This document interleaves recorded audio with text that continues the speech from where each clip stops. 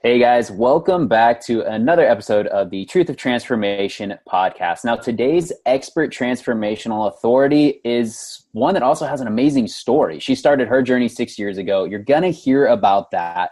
But on top of that, what's really unique and what I think you're going to be able to take a lot away from is that she is a licensed clinical social worker, a nutritional therapy consultant, a parent educator, mom of three, works with people that have trauma from the past, autoimmune disorders, and on top of that, does some outdoor psychotherapy, which I think is really fascinating and I want to ask her about.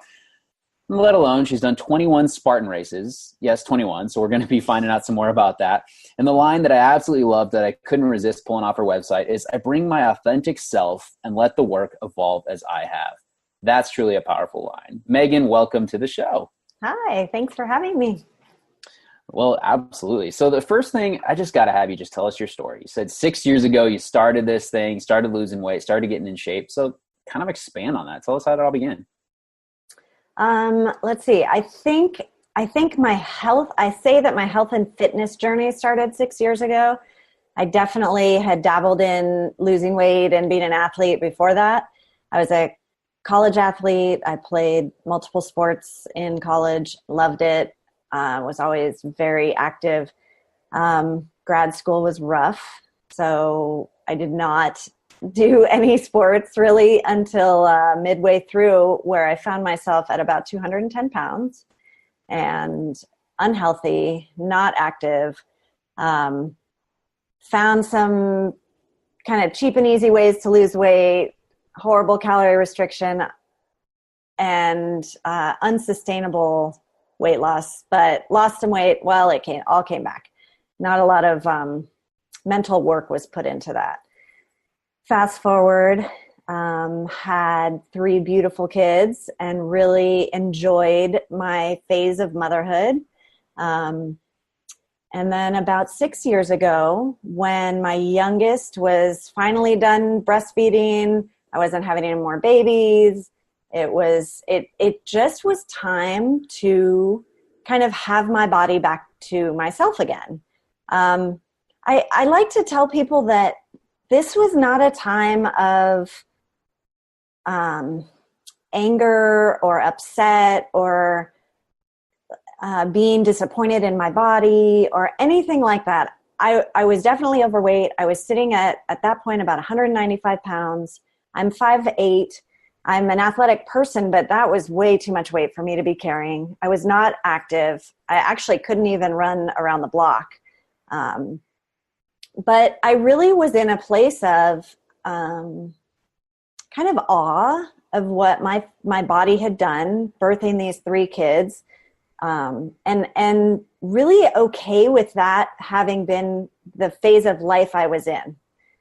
So this wasn't an aha moment in the way I've heard so many times of I'm unhappy or I hate my body or anything like that. It just was, okay, this phase is over. I miss being an athlete. I want to be active with these three kids who are now running around. And it's now my body is my own again. I'm not tied to a little one. I can change my diet the way that I see fit without kind of being worried if I'm taking nutrients away from him. And so I found a woman online who was running these 21-day challenges for $21. And I had heard about paleo and I thought, all right, well, let me try this and see. That was kind of the craze at that point, I guess. And I cut sugar and I cut gluten for 21 days and I couldn't believe how amazing I felt. And that really was kind of the start to my journey. And somehow that 21-day challenge of having somebody virtually check in with me over email, give me workouts every couple days that I was doing at home with no equipment. I was, making my way around the block. It really, that was the start of everything. I think the biggest piece for me was reconnecting to myself and who I am,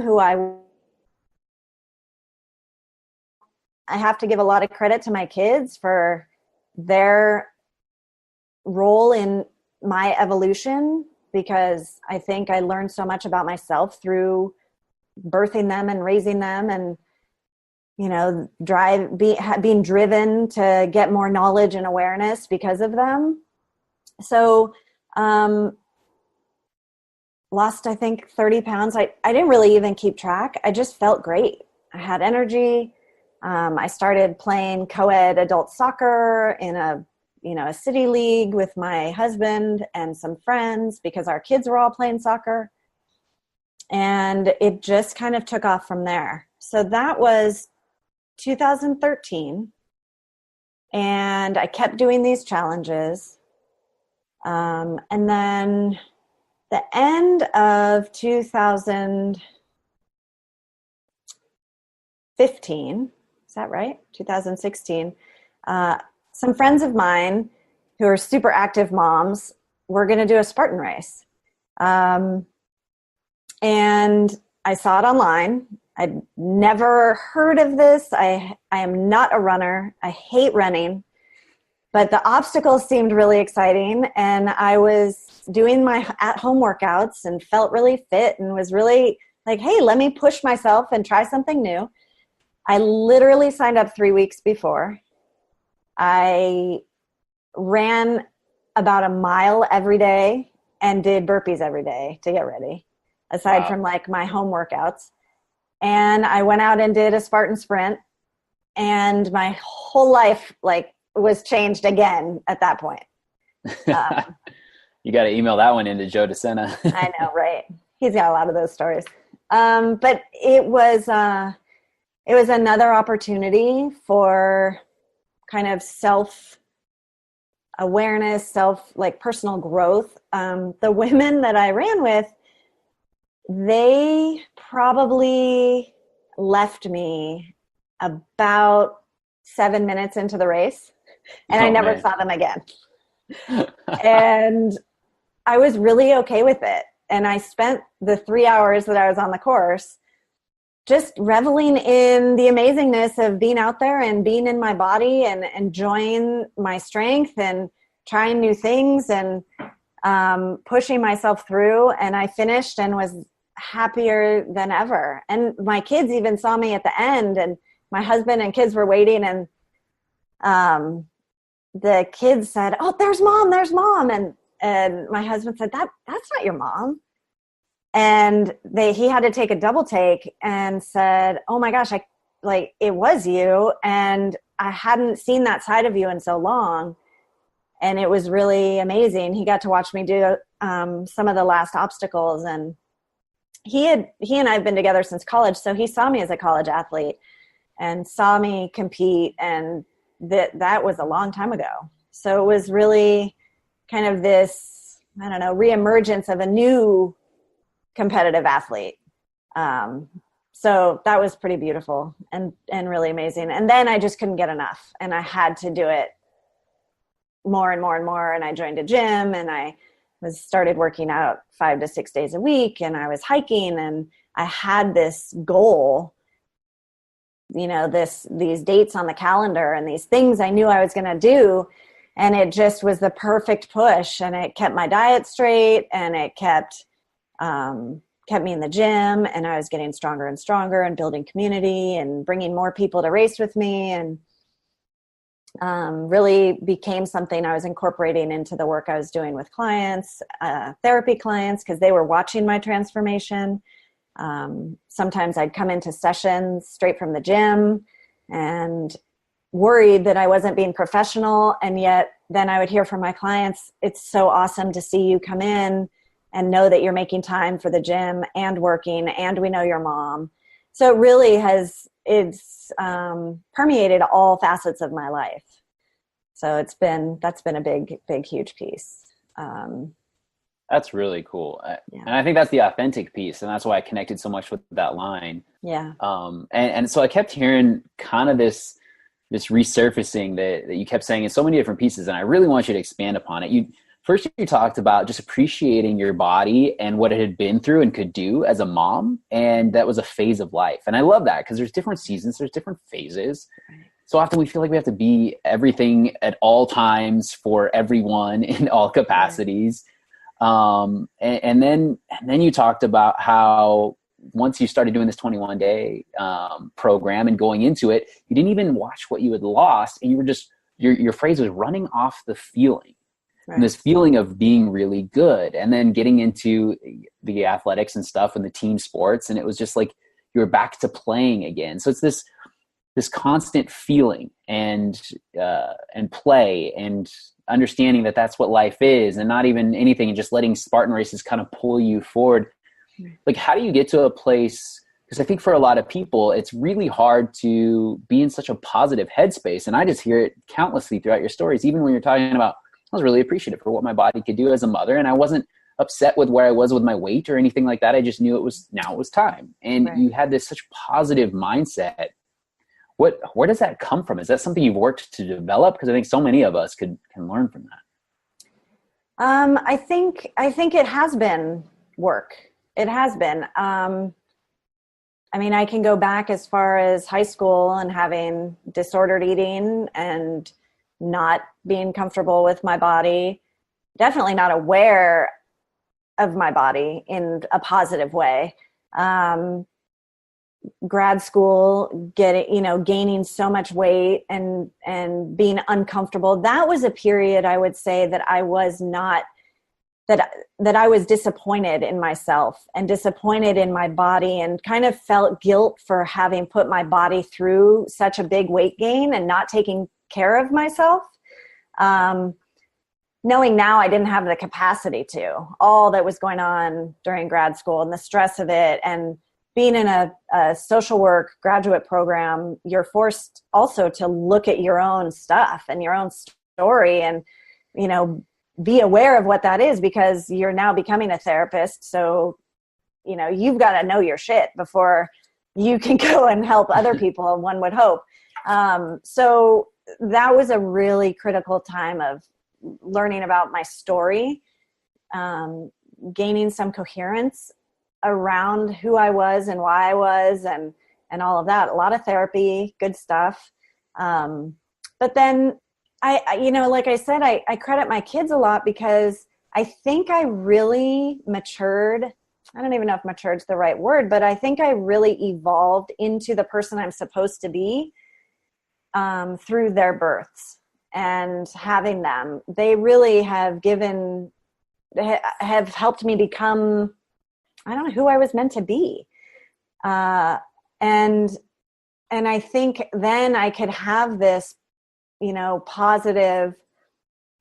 positive beliefs about myself, because here are these small people who I've, carried and birthed and raised, and I'm still raising, and I get to see how great they are. And there's something about that I don't know, not to say I'm doing it right all the time, but that here's kind of this grounds you. This is my purpose. These are, I'm here, I'm creating people, I'm building people who are going to go out into the world and be great human beings. And it's a real responsibility. I don't know. It's that has been kind of the critical point for me, I think. And so I was proud of my body. I mean, granted, I didn't love how it looked all the time. I wished certain things looked different. I definitely wanted to be thinner, fine. But I wasn't stuck on that, because I knew there was a reason for it. And here we were, So I think there has been a lot of personal awareness, self-awareness that has grown over the years. And they have kind of lit the fire for that. Like, I kind of have to have my shit together now. I have to know now, because I'm raising these people. Yeah. Oh, that totally makes sense. They gave you the purpose, like you said, and how you live is how you lead. And and it sounds like you're just kind of, why beat myself up for it? It's what it is. And you're, like you mentioned, aware of where you were at. So you're just willing to do the work to change it, and found something that pulled you forward. So I think that's powerful. I think, and as a mom and working with moms, I think that, like you were just saying, we're trying to be all the things for all the people. And this idea of, balance or what have you, I hate that word. I try to really foster a sense of, grace And we've got to give ourselves a little grace and understand these phases of life, these seasons that we're in, and that was a big piece of it. Was this is this season, this is this phase, and now I'm done. I've spent however many years it was, getting pregnant, being pregnant, birthing, and breastfeeding, and now it's the next stage. Yeah, that's great. So then how do someone that's coming in that needs to, show themselves some grace within the whole journey so that they don't end up in this blame or even worse, this shame cycle and just repeat these sabotaging behaviors that can just pull them back? What do you work on with them or share with them? Because I think so often we all do it and can all learn from this. You talk about giving grace, but how does that look? Well, so I don't know if I put my therapist hat on or my, I've been there hat on or my nutritional therapist hat on, but I think having people around you, one person who sees you and hears you is so critical, whether it's a therapist or a coach or a trainer or a partner or a friend. Someone that you don't have to be wearing armor in front of, right? That you can be your real you. And sometimes it's really hard to figure out who that is. But we have to learn how to give ourselves grace, but it's really scary to do that if we're working through our lives using these strategies to protect ourselves all the time. And so much of all of that comes from early on stuff. And so, if I'm working with someone in therapy, we're really trying to kind of break through and understand what our story is, where these things come from, what strategies are we using day to day to protect ourselves and to just make it through, what serves us, what doesn't serve us, how can we thank our strategies for being there for us, and then decide how to release them, decide when to be vulnerable, and how to determine who's safe to do that with. I mean, these are all huge keys. And whether I'm in a therapy setting, which obviously that would be a big, these would be big parts of therapy sessions. But even in my nutritional therapy sessions, my biggest goal is to connect with someone. I don't have like we're going to do this, here's your plan. It's super bio-individual. Some clients, it's just about let's work on drinking enough water every day. And let's talk through your story. What is your story with food or with weight or with physical health? Because that shame comes in fast and furious. And if that comes, I'm not going to get anywhere. So I need to build a relationship with them that is going to be that one person where they can be vulnerable. And I think that then is where we start really seeing change, right? Then they experience somebody who is connected and caring, and then can start believing in that out in the world, letting down the armor, opening up, seeing what's really going on for them, and move into making changes that'll be sustainable. Powerful. So just being able to find someone, let down that armor, and then understanding where the story is coming from, and then start working on the slow things and also your relationship with food. That's right. It sounds so simple. It's so simple. It's just not easy, but very powerful, very powerful. So if you were going to have someone work on one key thing, say there's a listener on the other side of this and they're ready to really make a shift in their nutrition or in their fitness, where do you feel is kind of a good starting point for them? I'm all about small, sustainable changes to get started. I think we've probably heard a gajillion stories of people who are like, I cut 19 things in my life and I lost a ton of weight and I was miserable and I gained it all back, right? Let's see how it feels to drink 100 ounces of water a day.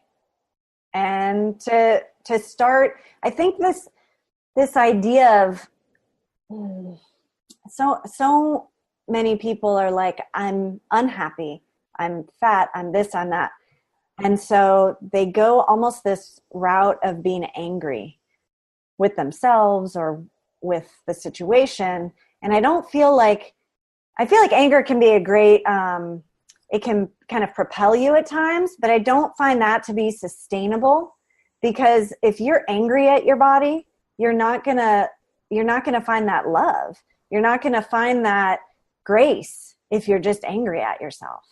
So maybe you're angry at this situation, but let's get underneath that and figure out what else is going on, so that we can do that one thing. Maybe the one thing is, I'm going to walk the stairs at work instead of taking the elevator, or I'm going to drink my 100 ounces of water, or I'm going to not have 2 bowls of Cheerios before bed. Let's pick one thing, or let's add in one healthy thing. But I like small pieces because they're sustainable. And I think it also starts to add mindfulness and self-awareness. So I'm now becoming aware of drinking my 100 ounces of water. I'm now becoming aware of taking the stairs instead of the elevator. I start to feel my body. I start to think about my body. I start to have pride that I did this one thing.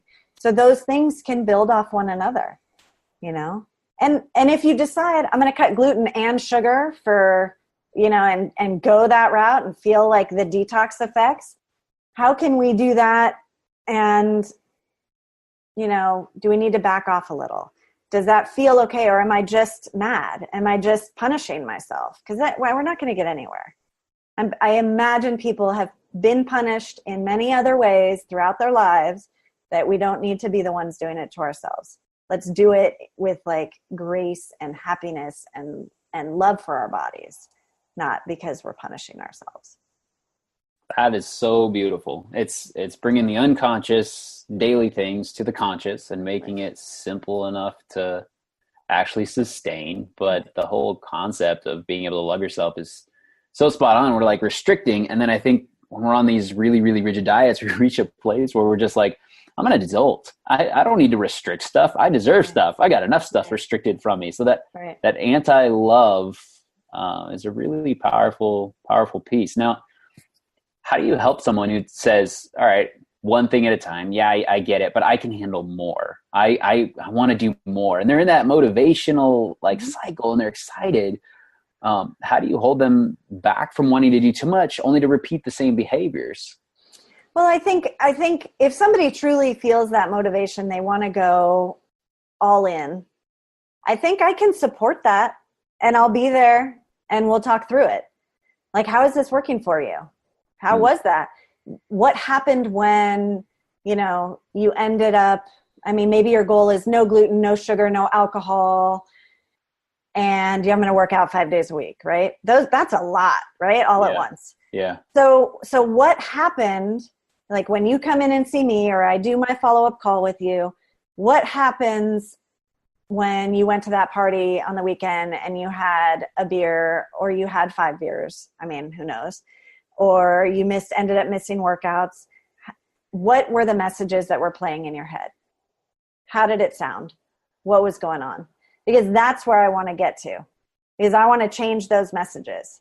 Because none of us can sustain the I'm not gonna do X, Y, and Z forever, right? But when, I know for me, I don't eat gluten anymore because I know it makes my body feel bad. I get inflamed, I feel uncomfortable. But then if I'm somewhere and there's a cake I want to eat or something like that, I own it. And I'm like, okay, I know what's going to happen. I know how I'm going to feel. Is it worth it? Yeah, tonight it is. It's a celebration. I'm at a party. I'm okay with it. I'm going to eat it and I'm going to enjoy it. And I'm going to be happy about it. And then the next day, I'll deal with the physical feelings, but also the next day I'll be like, okay, I know what's best for me. This isn't going to start a slide of eating this every day because I know that's not the right thing, but I'm not going to beat myself up about it either. So I want people to get to that point of owning it, but knowing what's going on, being aware, again, self-awareness. And that's like my biggest goal for people, is not to adhere to some specific thing all the time, but is to gain self-awareness. Some of the best work I've ever done with any clients is really moving from being black and white to living in the gray and being okay with that. So many of us have grown up with, our culture is so black and white. It's so like, are you paleo? Well, why do you eat that? Well, does it have to be soup? Everything's so, oh, you're that, or, oh, you're this, and I think it's ridiculous. So I really try to help my clients really try to live in the gray and be okay with that.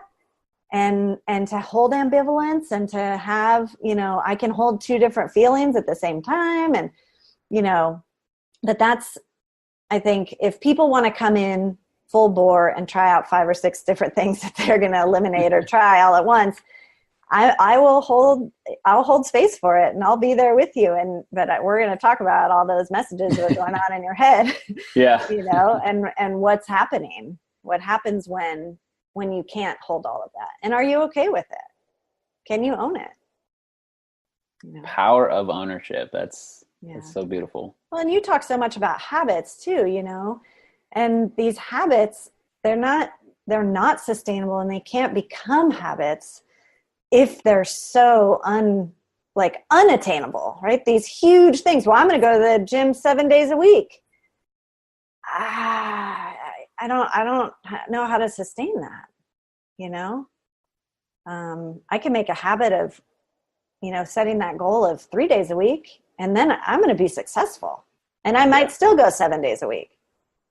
But yeah, no, spot on. It's why I don't teach any type of goal setting. And anytime someone gets in the goal setting mindset, I kind of pull them back, and I was like, let's do goal achievement. What are we actually able to achieve? Right. Instead of just setting, I could set a goal to walk to the moon, but we know that it's not physically possible to walk to the moon.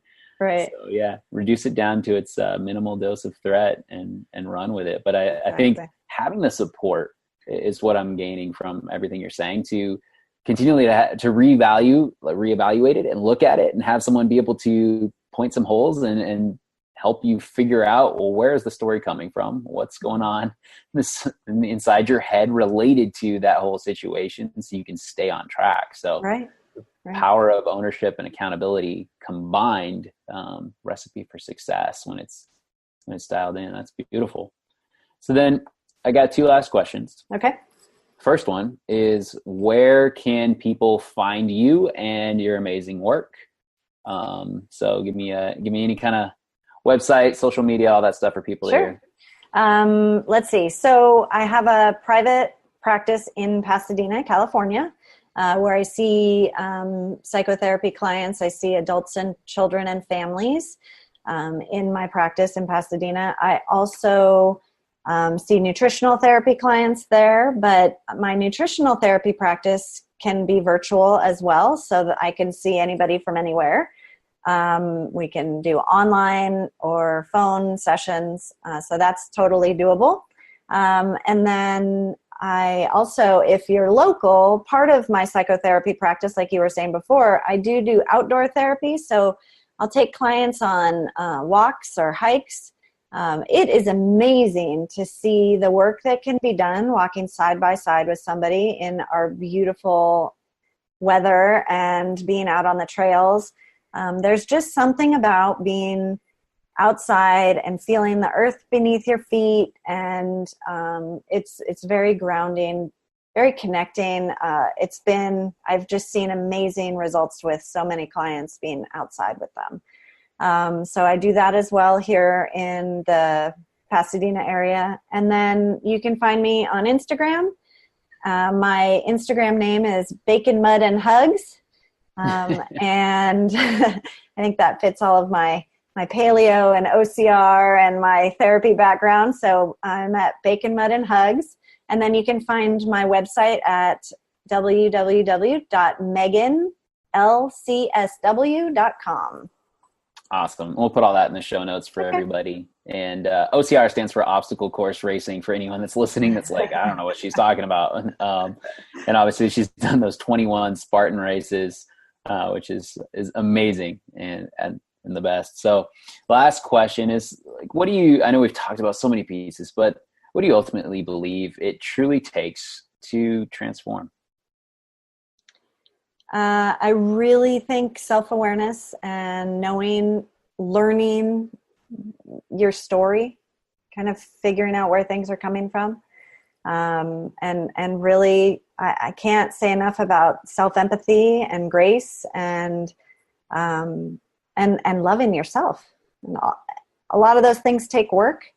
That's a big transformation in and of itself. But I think those are the biggest keys.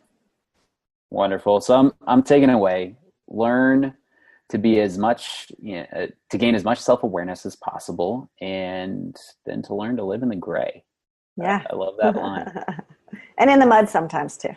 And in the mud while you're eating some bacon, having a great time. So good, Megan. So greatly appreciate this. And I know the viewers listeners definitely can too. So we'll put all your stuff in the show notes. They can definitely find you, follow you, and take away some more wonderful insights from all that you have to offer. Great. Thank you. Appreciate it. All right, my friends, thanks again for listening to another great episode. Now, I do have one request. If you know of someone that's got a amazing success story, or if you know of a transformational coach or transformation authority figure with insights and lessons that need to be shared, we'd love to talk to any of these people. There's a good chance we can have them on one of the next episodes, and they continue to help us all grow as we continue to unveil the truth of what it takes to truly transform. Last thing, love for you to head on over to iTunes and hit that 5-star review button. Helps to get this message out and continue to transform more lives. As always, my friends, Coach Joseph Hawthorne, peace be the journey.